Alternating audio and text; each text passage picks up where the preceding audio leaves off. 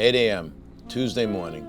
Our business is truly international, across every time zone. During those few hours I spend sleeping, deals, texts, emails, and calls build up. So I spend most of every morning catching up. Today, we're on our way to the Air Charter Expo at Biggin Hill Airport in London. It's a conference for those in the private aviation industry in the UK and Europe. We arrived at the conference and caught up with some old friends from Falcon. They then showed me a brand new Falcon 900LX they had on display. This is our standard configuration, 14 passenger. We have the 4 club here, dining table, and that changed also into a double bed. The table goes down and, Exactly. and the armrests go down? Yes, exactly. Both armrests will go down, table will go down. Most of the cabinetry now, is it just for storage now? Yes. Because obviously the old days you needed it for all the older electronics that were Yes. big units. You don't have printers or anything anymore now, so you only have here storage space indeed. Yeah. The padding here, it's of course not for takeoff and landing, but that gives you additional seating around the table if you'd like to have 5 people around the table. Yeah, this area becomes a much more of a hang-around area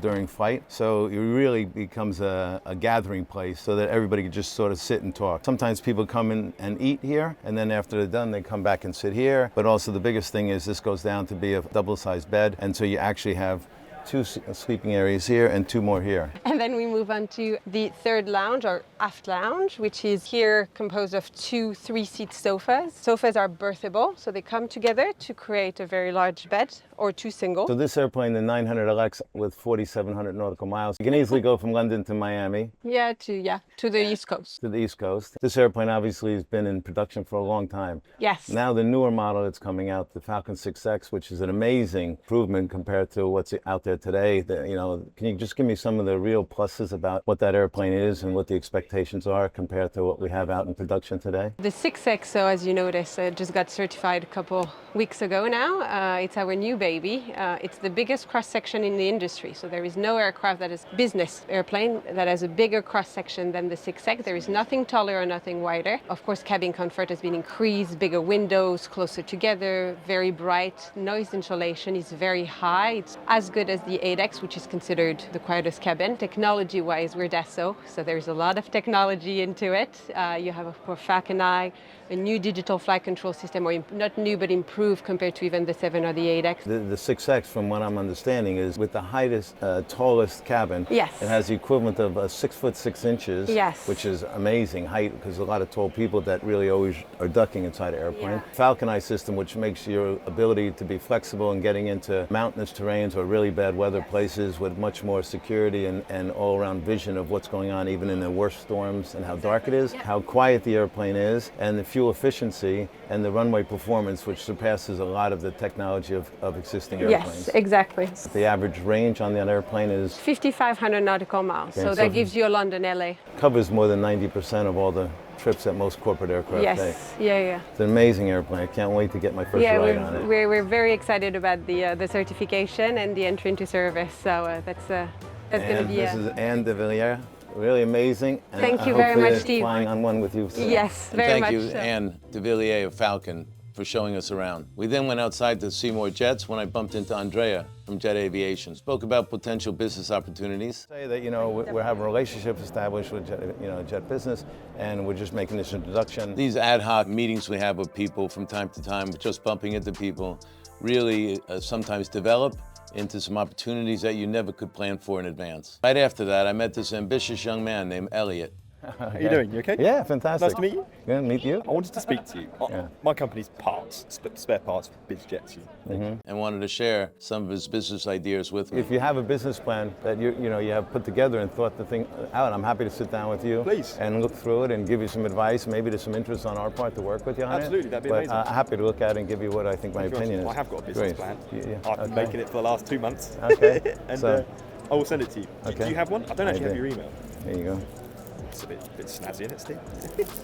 There you go. Pleasure. Thank you very much. Okay. I'll Pleasure send it to over meet to you you. and hopefully we can start it out. Great. 21, so hopefully we can find That's myself great a little to hear. career. No, it's great to hear. Thank Good you. energy and passion. At these sort of events, I'll tell you, you can't move a meter or a foot without bumping into a friend or a business associate.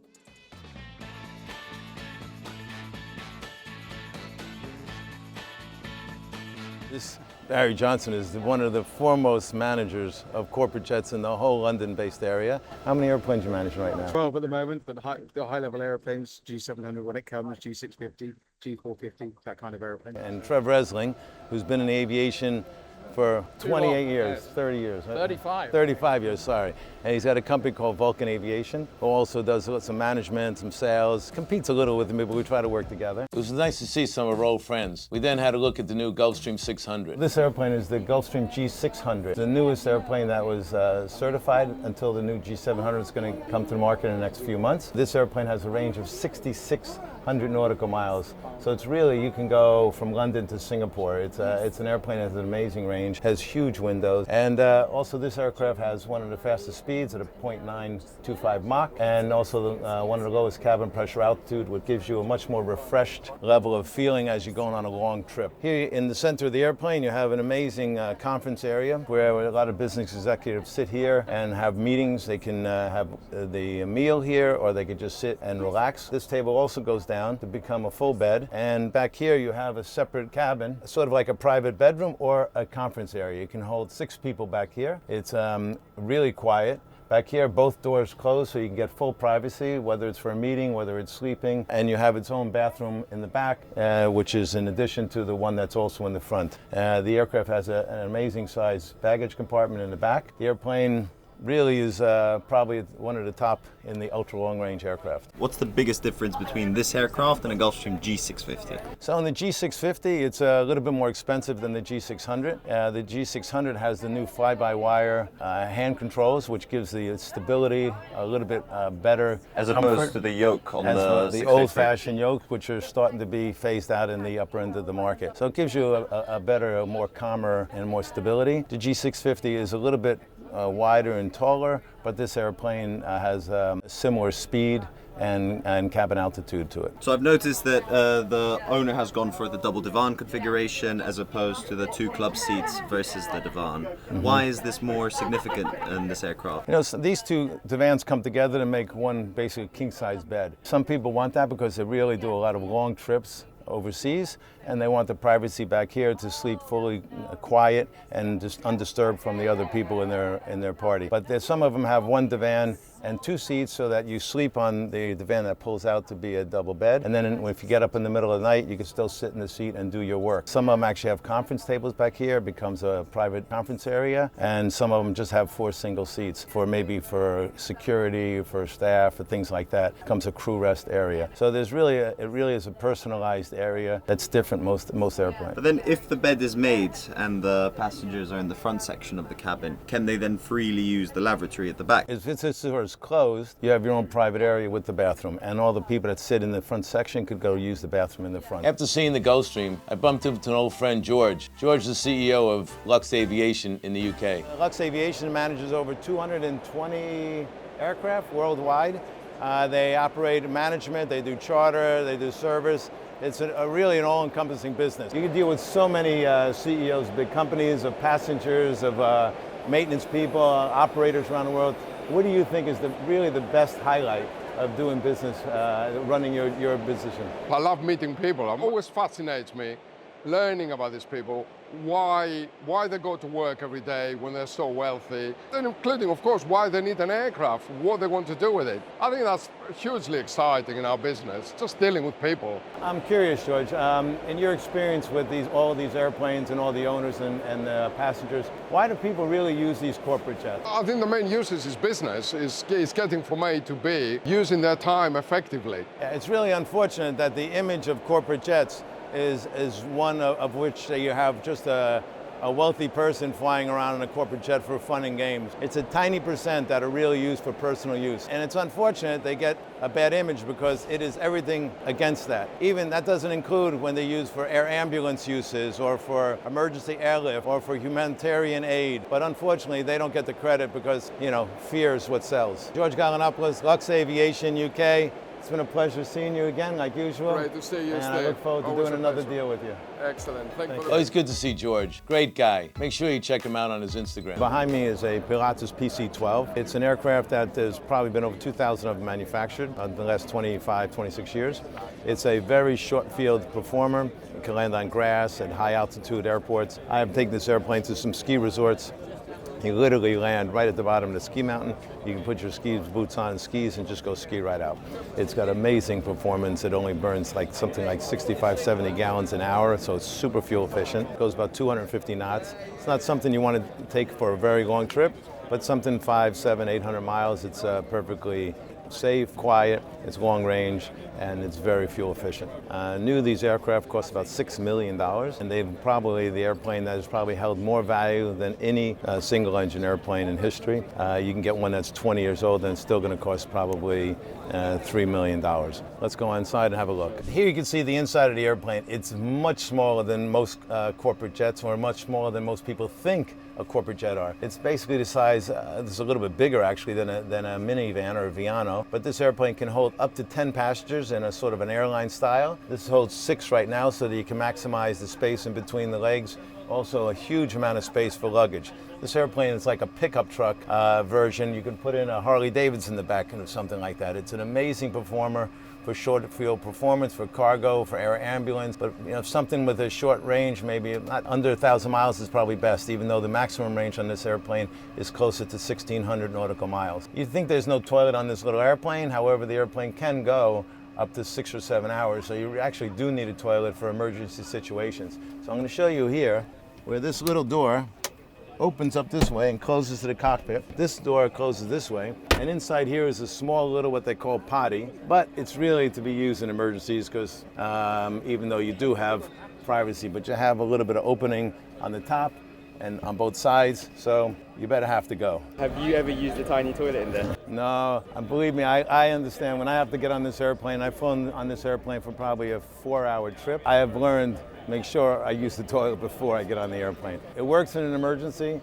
but you really need an emergency because it's just not a very, you can't stand up, you're crunching, you're putting the toilet together with the doors. It's not very quiet, it's not very, the smell penetrates. It's an emergency user. However, if you look at the back entrance to this airplane, you could really put anything inside this cabin.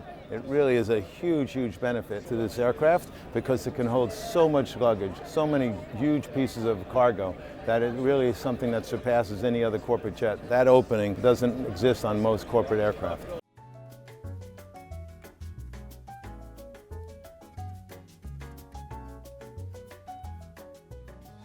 Shortly after, something interesting caught my eye. So I'm here with Deepak, who represents Pipistrel here in the UK. This airplane is really about to change aviation history.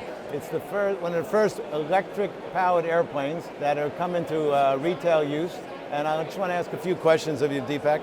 Sure. This is an amazing airplane. I mean, I can't believe, I know it looks tiny and it looks fragile, but it's starting a whole new trend in aviation. How much does something like this cost? €200,000 plus the tax. Okay, and how fast does it go approximately? About 100 miles an hour. And how long is the range on there? 1 hour's flying time, so you get about 80 miles, 80 nautical miles. New technology in our industry always fascinates me.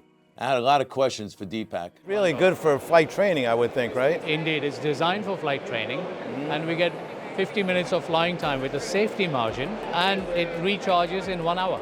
That's amazing. How much do you rent these out for to students? $225 per hour. And is there any difficulty when you transition from this airplane to a piston-powered airplane? The flying side is not difficult, but it's the knowledge base that is completely different from piston engine aircraft. In the aviation flight training, it's really not about how to fly a plane, it's what to do when something goes wrong. Correct. And this airplane here, how much does it weigh? It looks The empty weight is 425 kilos. So That's amazing. Yes, and you have a payload of about 200 kilos. Wow. And how much runway do you need to take off? Make a guess. I would say it needs about 300 meters. That's it. You got it. You Really? got it. Ah, that was a 300 pretty good meters, guess. Steve. That's a good guess. That's yes. amazing. Basically, if you want to really get into learning how to fly, this is probably the most inexpensive way to do it. At 220 euros an hour, it takes to get a private pilot's license. Today in this airplane, about 40 to 50 hours, depending on the ability of learning. But it's an amazing way to learn about aviation and learn how to fly, much, much less expensive than in the typical way that everybody's been doing it for the last 60 years. I had to get into the cockpit. Wow, that was easy. This is like being in a race car, man. It's like being in a race car. It's super cool. Yeah. No, actually, it's more comfortable than it looks. Yeah. It's a great sport airplane. It's not going very fast, but I mean, for learning how to fly, this is amazing. You got all the new technology glass instruments. This is Garmin here, and who manufactures these? These are made in Slovenia by Canardia. Canardia. I haven't heard of them. It's a modern instrument company. What's the operating, if you own one of these, what's the operating cost per hour? Make a guess. You were right at guessing the last one. I'd say 75 pounds an hour. More like 20. Really?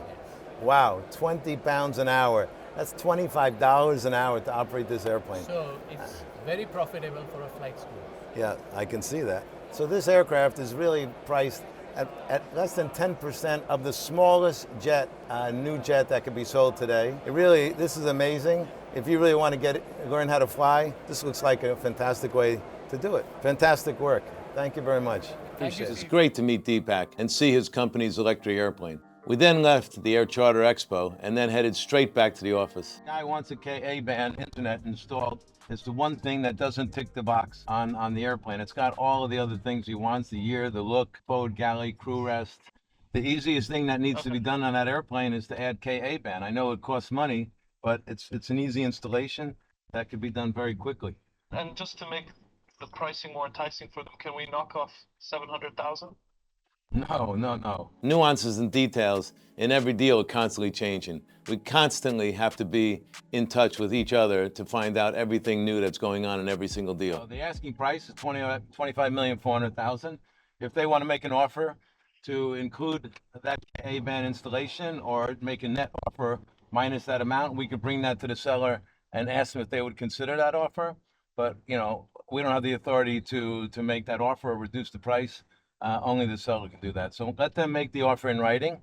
We'll bring it to the seller, and we'll see if he can consider that. This used to be my first showroom right here on the corner where Esprit is going into the new Peninsula Hotel. That's just opening up this week on Hyde Park Corner. I miss this location. I have a lot of good memories there, opening the business for the first time 12 years ago. Space was half the size of the one I have now. So I think the one we have now is a better location, but it's really beautiful in the hotel. I got back to the office and went straight to work. Like and subscribe, and you might see some new material in the near future.